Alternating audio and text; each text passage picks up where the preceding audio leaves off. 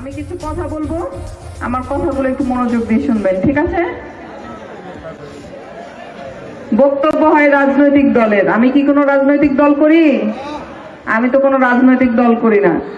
আমি একজন সন্তান, আসছি আপনাদের কাছে আমার বাবার তরফ থেকে, তাই না? আমি আসছি একজন ভোটার হিসেবে।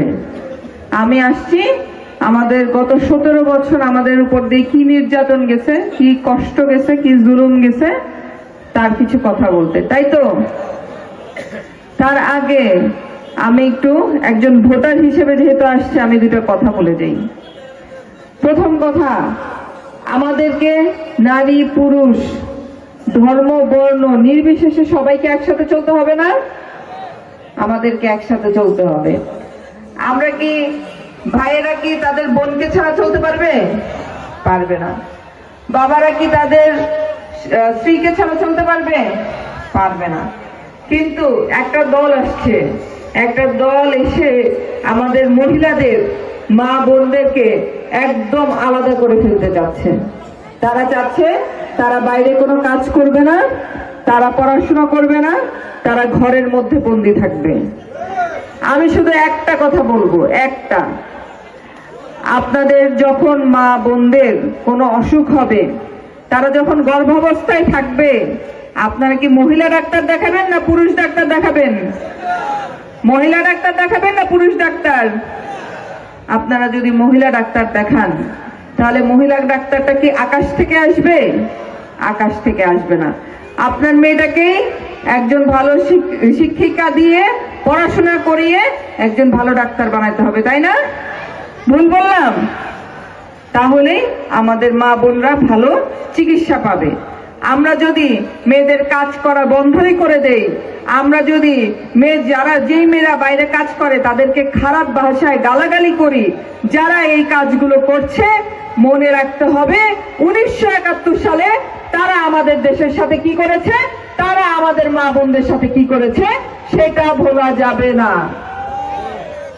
আজকে আপনারা একটু খেয়াল করে দেখবেন, আমাদের পতাকার রং কি? লাল সবুজ, ঠিক কিনা? আমাদের পতাকার রং লাল সবুজ। আমাদের পার্শ্ববর্তী দেশ একটা আছে পাকিস্তান, তার পতাকার নাম কি?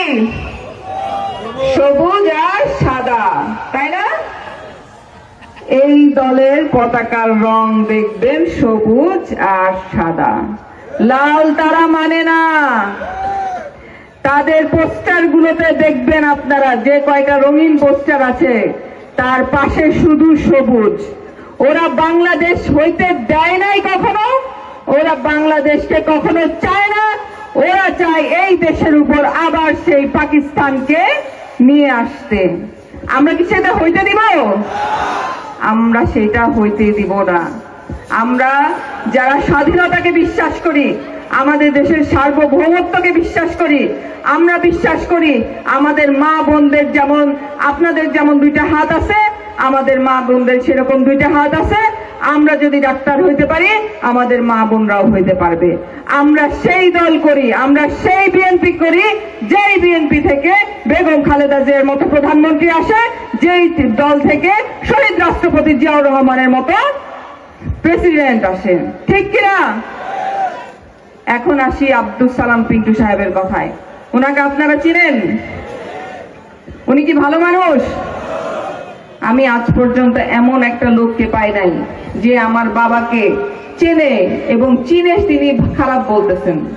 আমি আজ পর্যন্ত একটা মানুষকে পাই নাই যে আমার বাবাকে চেনে, কোনোদিন দেখা হয়েছে, দেখা হওয়ার পরে বলতে পারতেছে আপনার বাবা আমার সাথে খারাপ কাজ করছে, আপনার বাবা আমাকে চাকরি দিয়ে টাকা নিচ্ছে, আপনার বাবা দুর্নীতি করছে, এমন একটা মানুষ আমি আজ পর্যন্ত পাই নাই। আমার বাবা যদি দুর্নীতি করতেন তাহলে আমাদের একটা বাড়ি থাকতো, আমাদের একটা গাড়ি থাকতো, তাই না? আমার মাকে কষ্ট করে টাকা রোজগার করে চলতে হইতো না। আমি মনে করি আমি আরো কষ্ট করি, আমাকে সারা দিন রাত বাইরে পরিশ্রম করে টাকা রোজগার করতে হয়। আমি তার মেয়ে হিসেবে একজন যে কিনা তিনবার এমপি ছিল, মন্ত্রী ছিল, তার মেয়ের কি এত কষ্ট করার দরকার ছিল? কিন্তু আমি সেই সকাল 7টায় বের হই, আসি রাত 3টা 4টায় অপারেশন শেষ করে। তাহলে আমার কি দরকার ছিল এত কষ্ট করে টাকা ইনকাম করার? যদি আমার বাবার কাছে লাখ লাখ টাকা থাকতো।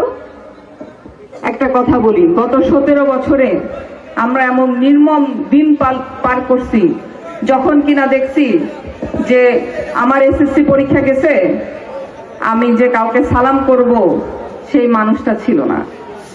আমি যে একটু ভাত খেয়ে বাসা থেকে বের হব পরীক্ষা দিতে, সেই মানুষটা ছিল না। আমি যখন A+ পাই, আমি কাকে ফোন দিব আমি জানতাম না। আমি বুঝতেছিলাম না আমি কাকে বলবো যে আব্বু আমি A+ পাইছি। আমার মা ছিল না সাথে, আমার মাকে দূর দূরান্তে চাকরি করা লাগছে।